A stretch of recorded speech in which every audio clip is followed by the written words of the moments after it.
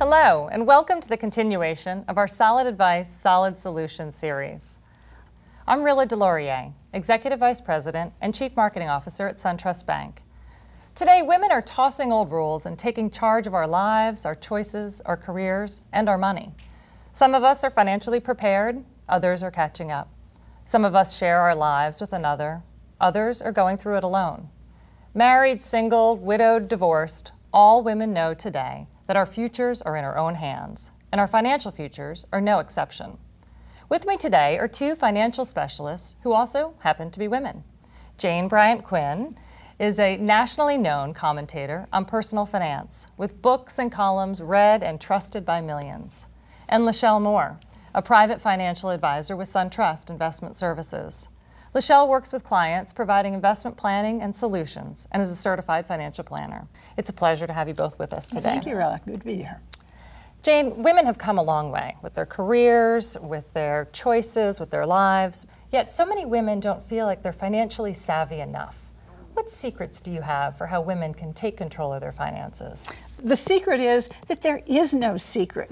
No one is born knowing about money. And so what you do, male or female, you study, you learn, you practice, you get some advice, you start with a little bit and then you build up. And in fact, once you go through that process and get some experience, it's not hard. So how do you wade through it all and keep it simple? The first thing really is that I'm busy. You're busy. Lachelle is busy. We're all busy. And so you don't want to be thinking about your money all the time. So my ideal plan is something that you set up and you let it run. I don't believe in thinking about your money all the time. So what are some of the things that you can do in order to set it up and make sure that you are prepared for your future?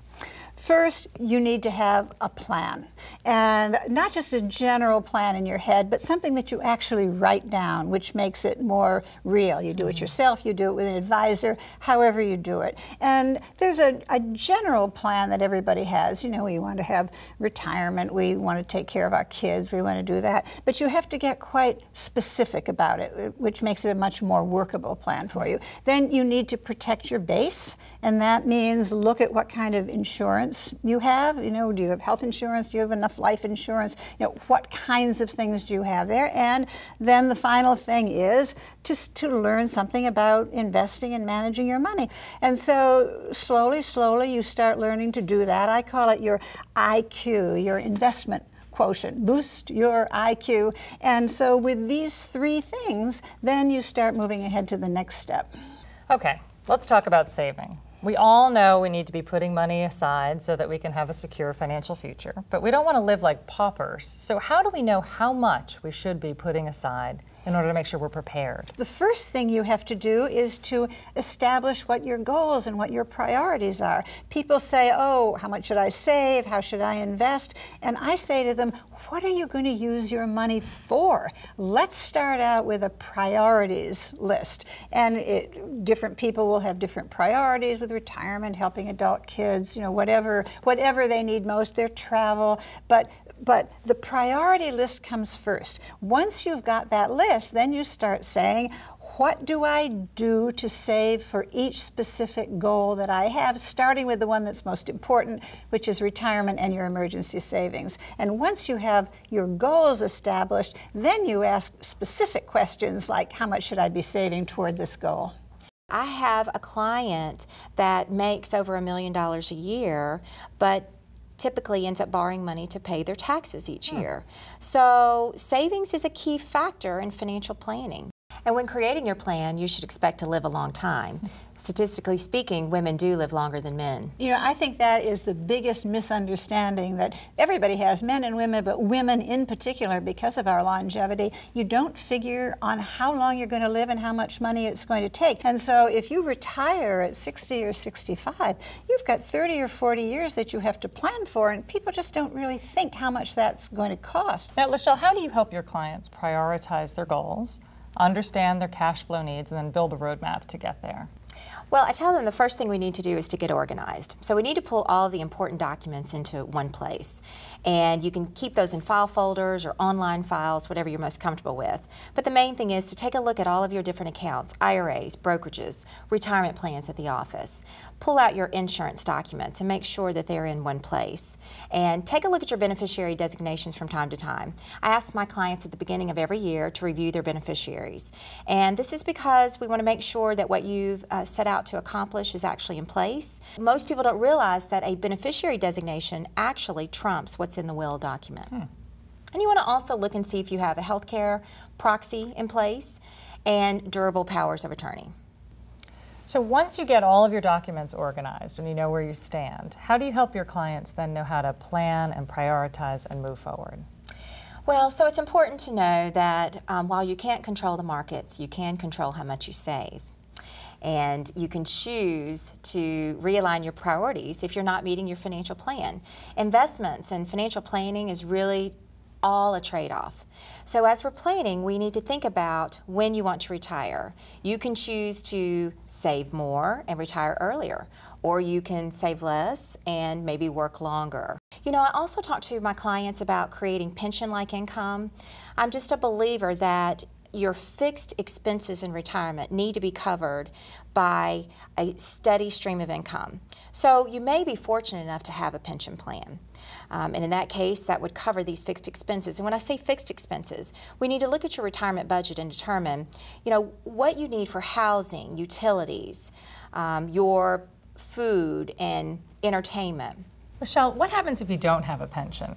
You know, there are various financial instruments, like annuities, for example, that will help you create a steady and reliable income each month. So, Jane, what else should we be thinking about? What are some of the other things that you want to make sure your clients are working on? It's really important to start thinking about this very early. I mean, it's lovely if you start saving in your 20s. If you don't, still there's your 30s and your 40s, you need to do that. The fact is, if you make your savings automatic and have it taken out of your paycheck and it just goes right into your savings account, you will live on what's left. Also, you build a retirement and an emergency fund. Those are, I think, the key things. And then finally, you know, need to be sure that you are getting out of debt. An astonishing number of boomers now are going into retirement with record amounts of debt. We are seeing rising numbers of bankruptcies among people in their 70s and 80s because they went into retirement with too much debt. So save early and often, make it automatic, and get out of debt. So we know where we stand financially. We've set our goals and we're saving appropriately to achieve those goals. What are some of the other priorities that women should be thinking about? You also have to be sure that you have protected your base, your income, your family, your personal security, and this comes, of course, to life insurance. Life insurance is not for you. Life insurance is for the people who you leave behind if you die. And if you're single and you have no dependents, what do you need life insurance for? You should be using that money to increase your own retirement benefits. You should be saving more. But if you're married, if you have a paycheck and you're helping to support the family, you need to have life insurance too. And the amount of life insurance is really going to depend on how much of the family income you bring in. Michelle, what are some other ways to help your clients play defense and to protect against some of these potential risks? I do advise my clients to look at all types of insurance. Life, as Jane mentioned, disability, also long-term care. I advise my clients to look at this whether they're married or single. For married clients, one of the two may end up needing long-term care down the road. It's expensive care, as we all know, and the healthy spouse is left at home with the same fixed expenses as before. So expenses can greatly increase, and I have seen situations where the healthy spouse ends up compromising their own standard of living without some type of long-term care coverage. For single women, this is also important because we want to make sure that they can live the standard of life that they want to, should they need some additional care. Also, women tend to be the primary caregivers. So it's not a bad idea to have this conversation with aging parents or loved ones that you may be caring for in the future. And then for estate planning and for risk management, women should consider having assets in their name alone. Typically, we find that the assets are held jointly or in the husband's name. So it is a consideration for risk management. Women still have this belief that we're just not as good at investing as men. So what do you think about that, Jane? I'll tell you, really, this is something that drives me nuts because you see these surveys and they all say, oh, women aren't as good at investors as men, they don't know as much. You know, the money management is not a gene, you know, it's not a chromosome, it's not something that gets passed down. Money management is based on experience. And when they do these surveys and they take women who have the same amount of investment experience as men, guess what? Women are just as good as men in making choices and taking risks and understanding the kinds of savings and investments they need for their age. Jane, earlier you mentioned the term financial IQ or investment quotient. How is it that women can improve their investment knowledge and their investment confidence, Lachelle? Well, I think putting together a workable financial plan is really the first step. Whether you're working with a tool on your own or working with a trusted financial advisor, you want to put together a document which outlines your goals and objectives. And then remember that investment is not about stock picking. It's about asset allocation. Asset allocation is where it depends upon your age, your time horizon to retirement, and your capacity for risk versus your risk tolerance. You use the phrase capacity for risk, and that means, can you afford to take these risks? If you're a low saver without a lot of money, you may have a high tolerance for risk, but man, you shouldn't be taking it because if you lose it, you're in even worse shape. Exactly, Jane. And that's all part of the financial planning process. You know, also we need to take into account your specific financial goals. If you have tax considerations, that will certainly play into how you invest, how you plan. And then if you have any special circumstances that are particular to your family, such as a child with a special need. Most importantly, you don't want to make your investment decisions based upon emotion, and that's easy to do. We don't want to let what's happening in the market control how we invest our portfolio. And when it comes to married couples, you want to know your financial picture. And you also want to make sure that you're working toward your joint goals, not just your individual goals. And you don't have to agree upon everything, but it is important to have a good idea of where you're both trying to go.